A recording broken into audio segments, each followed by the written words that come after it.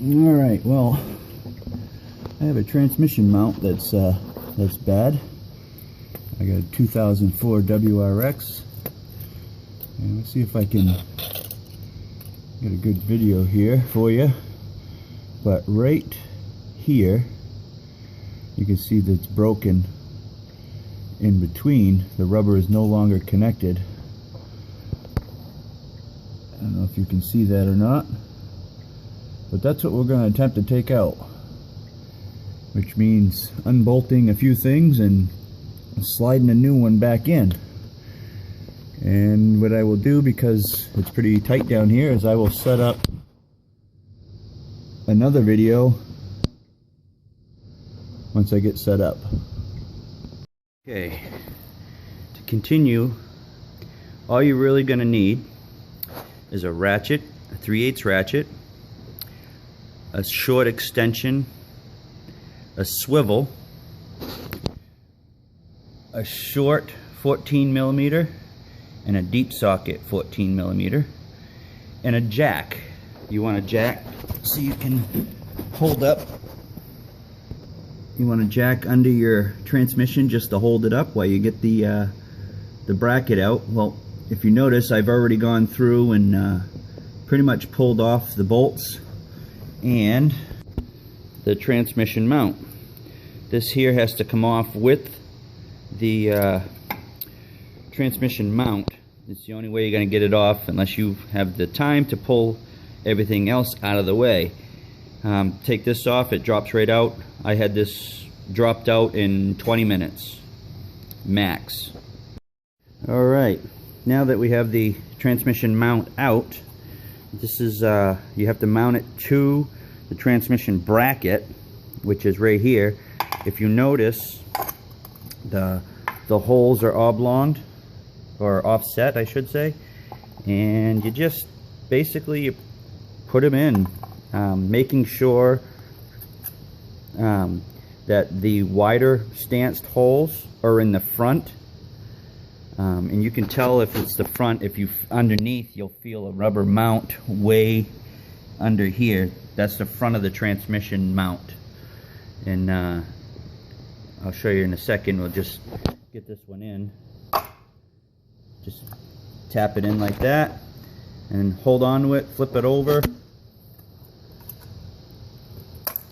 and you can put the screws in, the nuts on, washers, get these started.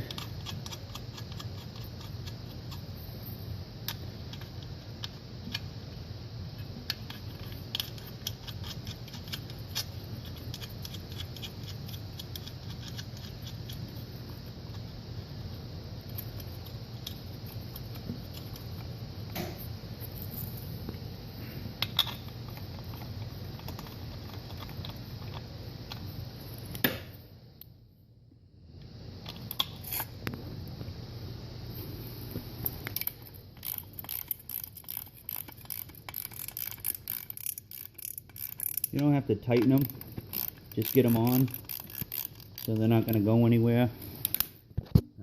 So the transmission mount is still, it's all together now. Now basically all we got to do is just slide this back into the cross member, and I'll try to get a picture of it while we're in there. Okay, just so you guys know, just get an idea, there's two. Let's see if you can see this. I don't know if you can.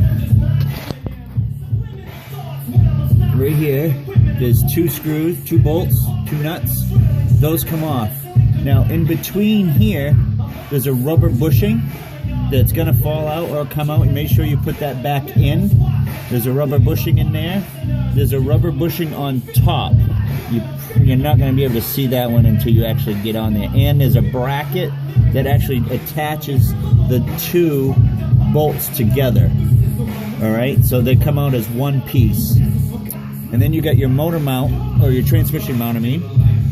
Those two bolts, those are the ones we put on earlier. We got it in place.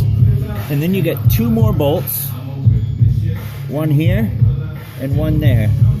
Those also bolt to this frame right here.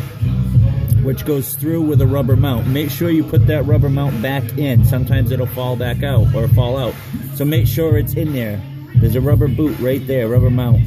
So make sure that's in, all right? And now get this thing tightened up and we'll see if we'll go from there.